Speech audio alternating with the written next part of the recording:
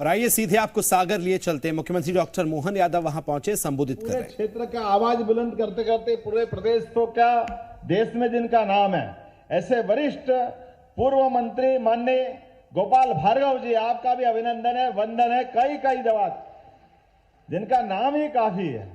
जवाबदारियां, व्यवस्थाएं ये छोटी पड़ती है। लगातार जनप्रतिनिधि होने के नाते से जो इस तरह से जाने जाते हैं कि चुनाव लड़ने, अगर चुनाव का मौका हो तो आप कहते हैं कि जिस समय चुनाव की घोषणा हो उस समय नहीं जाऊंगा।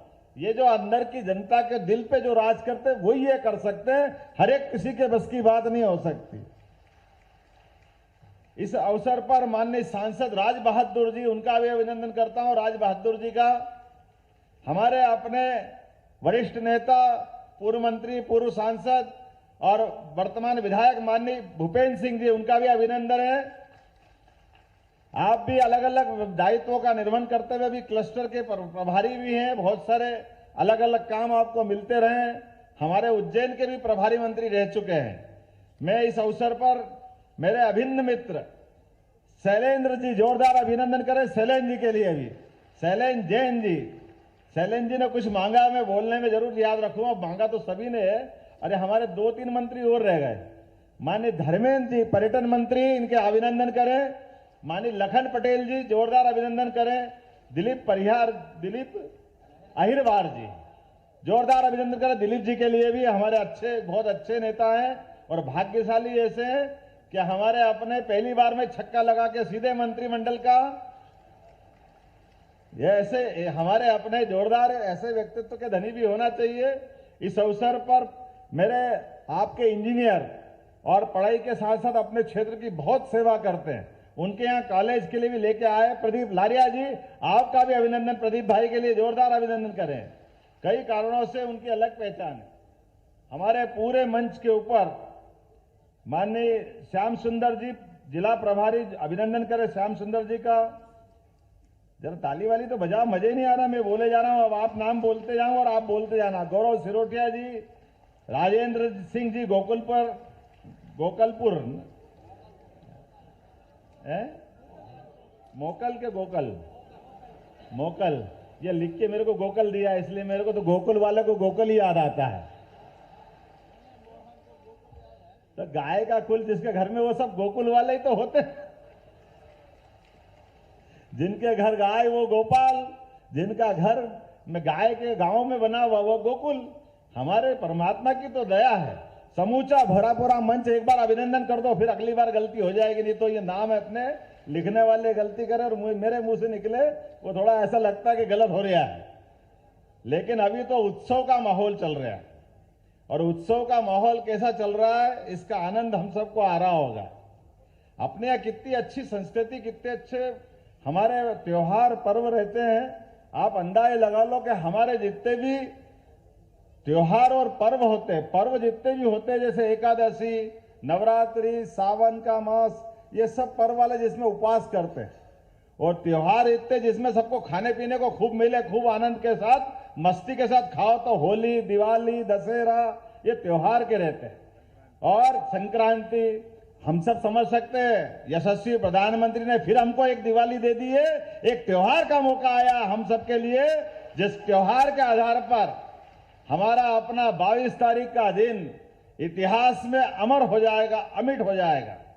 मैं आज इस बात के लिए बड़े गर्व के साथ भी कहना चाहूंगा, इस बात के लिए क्योंकि जो बात चली है यहाँ सागर की धरती पर, सागर की वो धरती है जहां शिक्षा को लेकर के सर हरि सिंह गौर ने अलग अलग प्रकार से अपना जीवन की कई यात्रा और कई सारे मुकाम पर उनकी अपनी पहचान बनी। लेकिन उन्हें अपनी जन्मभूमि पर, सागर की धरती पर अपनी सारी संपदा लेकर के यहां आकर के जो विश्वविद्यालय का दान दिया था, वाकई वो उससे बड़ा दान कुछ हो नहीं सकता है। आधुनिक समय के लिए वो इतना बड़ा सम्मान है। मैं उनको नमन करते हुए अपनी बात कहूंगा। सागर के माध्यम से विश्वविद्यालय उस समय खोल दिया जब सागर के बारे में आज भी कई कठिनाइयां आती है, कई सारी चुनौतियां सागर और सागर के लोगों ने सहन की है। सागर ने हमेशा एक बात का साथ दिया और मैं उसका नमन करता हूं। आला उदल के जमाने से इस बुंदेलखंड ने कभी गुलामी के आगे सिर नहीं झुकाया, ये मुझे इस बात का सदैव गर्व रहा है। कोई क्या कर सकता है? कोई यही कर सकता है, कोई खाने को कम देगा, पीने को कम देगा, कोई व्यवस्था छीन लेगा, लेकिन स्वाधीनता तो नहीं छीन सकता ना। अपने खून का बलिदान देने के लिए जब बुंदेल आगे बढ़ते तो धरती डोलने लग जाती है, कंपायमान होने लग जाता है। यह हजारों हजार साल से यहाँ की परंपरा रही है। इसलिए ये कष्ट में कभी इस बात के लिए कोई छोटा मन नहीं करता है। हमारे यहाँ ये व्यवस्था नहीं है, हमारे यहाँ वो व्यवस्था नहीं है, क्योंकि जो व्यवस्था को भीख में मांगते वो कोई और होंगे, वो बुंदेले नहीं हो सकते। मैं इस बात की गारंटी ले सकता हूं। जिन व्यवस्थाओं के बलबूते पर स्वाभिमान के साथ, संस्कार के साथ और आत्म बलिदान की जो आग में जलना जानते, वही हमारे बहादुर शेर बुंदेले कहलाते हैं। मुझे इस बात की प्रसन्नता है, आला उदल को जो कोई पढ़ लेगा अपने आप एहसास कराएगा कि बुंदेलों की, यहाँ के क्षेत्र की जनता का बलिदान क्या होता है, उनके अंदर आग कैसे होती है, वो अपने उद्देश्यों के लिए जीते कैसे हैं। मुझे इस बात की प्रसन्नता है। यशस्वी प्रधानमंत्री का अभिनंदन करें। बीना रिफाइनरी के माध्यम से उन्होंने रोजगार की भी बड़ी संभावना अगर चालू की तो सबसे बड़ी सौगात 50,000 करोड़ की आपके इस बुंदेलखंड के अंदर दी। इसी सागर जिले के बीना रिफाइनरी के माध्यम से, और एक नहीं दूसरी सौगात यशस्वी प्रधानमंत्री के साथ यशस्वी पूर्व मुख्यमंत्री के लिए भी अभिनंदन करें, शिवराज सिंह चौहान जी के माध्यम से, जिनने केन बेतवा का बड़ा निर्णय कराया। मुझे इस बात की प्रसन्नता है, केन बेतवा के माध्यम से बुंदेलखंड की धरती भी पंजाब को पीछे छोड़ेगी, लहलहा के फसल के माध्यम से अपना मार्ग खुद बनाएगी, जिसके माध्यम से बड़े पैमाने पर रोजगार की जो कमी होती थी, स्वरोजगार की अपनी खुद की खेती हरी भरी करके अपना रास्ता खुद बनाएंगे। मैं इस बात के लिए प्रसन्नता और आनंद के साथ रहता हूं कि अपने इस क्षेत्र में आज के इस अवसर पर यहां पर लगभग 100 करोड़ की लागत से संत शिरोमणि रविदास जी के मंदिर का भी यही भूमि पूजन हुआ है। यह भी सौभाग्यशाली धरती है।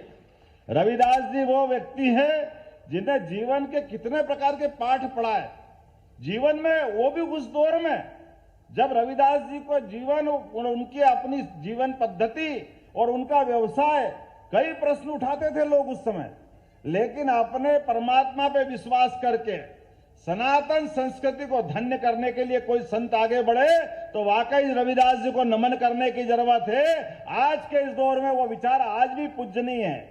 रविदास जी का विचार ये छोटा मोटा नहीं है। हरि का भजे सो हरि का होय, जात पात पूछे न कोई, कितना उदात्त विचार, छोटा मोटा विचार है क्या?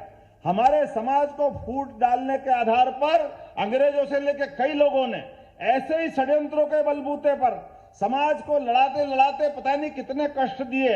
ऐसे कठिन काल में भी रविदास जी ने वो उदात्त भावना अपने पास रखी और ऐसे कई शिष्यों की मालिका खड़ी करी, जिसके भरोसे उन्होंने परमात्मा में विश्वास करने के लिए अपने उद्देश्य के आगे बढ़े। गंगा के किनारे बैठ करके बनारस के घाट पर इतना पवित्र विचार लेके कोई चल सकता है, वो एक ही नाम होगा, वो रविदास जी का नाम से बढ़कर कोई नाम नहीं होगा, जिनके पास चित्तौड़ की महारानी भी प्रणाम करके अपने आप को धन्य मानती है। ये रविदास जी का जीवन हो सकता है। हम सब के लिए सौभाग्य की बात है। आज के इस अवसर पर यहीं पर एक और जानकारी देना चाहूंगा। यहां पर लवकुश भगवान का मंदिर भी 10 करोड़ की लागत से बनने वाला है। ये भी हमारे लिए सौभाग्य की बात है। ऐसे कई कई कारणों से सरकार तो बनती है, सरकार बनना भी चाहिए, लेकिन सरकार और सरकार में फर्क कैसा होता है, ये हमारी भारतीय जनता पार्टी की सरकार और अन्य सरकारों की तुलना करके देखा जा सकता है। माननीय यशस्वी प्रधानमंत्री के नेतृत्व में डबल इंजन की सरकार के बलबूते पे होने वाले काम और काम के जो धमक बनती है, वो धमक को बताने की जरूरत नहीं है। एक ऑर्डर करा और 25,000 माइक जमा हो गए, आपको ध्यान में आएगा। दूसरी बार हिम्मत नहीं पड़ी, दूसरी बार बोलने की जरूरत भी नहीं पड़ी। ये जो अपनी अंदर की व्यवस्था है, आज जैन समाज से लेकर कई लोग इसका अभिनंदन कर रहे थे, तो वाकई वो मेरा अभिनंदन नहीं है, वो भारतीय जनता पार्टी के निर्णय का अभिनंदन है। हमारे यहाँ सभी के कानून है, ध्वनि प्रदूषण कानून भी है, उसका पालन करना हम सबकी जवाबदारी। हम इस देश के अंदर सभी धर्मों को लेके चलना जानते हैं, सभी धर्मों का सम्मान करते हैं, लेकिन मेरे कारण से आप परेशान हो, इस बात को कोई सरकार परेशान होने के लिए या सरकार उसको रोकना चाहती है। मैं आज के इस अवसर पर एक तो आपने जो मांग रखी, शैलेंद्र भाई, हमारे गोविंद भैया, बीडी जी, सबने कहा है कि यहाँ पर स्टेट यूनिवर्सिटी की जरूरत है, तो हमने कहा इसी साल जून से यहाँ विश्वविद्यालय की स्थापना करने की घोषणा करते हैं। अगर हमारे अपने यहाँ इस जगह पर सरदार, हमको मालूम है सर हरि सिंह गौर अपने पैसे से विश्वविद्यालय खोल सकते हैं, तो इतनी सरकार इतनी दरिद्र थोड़ी है कि आप की मांग नहीं मानेगी, निश्चित रूप से मानेगी, क्यों नहीं मानना चाहिए। और इसकी व्यवस्था भी हमारे अपने लिए अभी कोई भवन तैयार होगा, उसी भवन में इसी सत्र से विश्वविद्यालय प्रारंभ कर दिया जाएगा। इसके साथ साथ उद्योग के लिए भी बहुत जल्दी बुंदेलखंड पैकेज लेकर के इसी संभाग के अंदर उद्योग की बड़ी बैठक करके बड़े पैमाने पर उद्योगों की भी मालिका तैयार करेगा, जिसके माध्यम से उद्योगों के आधार पर लोगों को रोजगार मिलेगा। इस व्यवस्था के आधार पर भी हमने निर्णय किया है कि बुंदेलखंड की धरती पे इस बात की भी आवश्यकता है। मुझे एक और बात आपने कही कि बुंदेलखंड में वो जो हमारी सड़कें खुद गई, और आपने कहा कि वो टाटा कंपनी का कोई पैकेज है।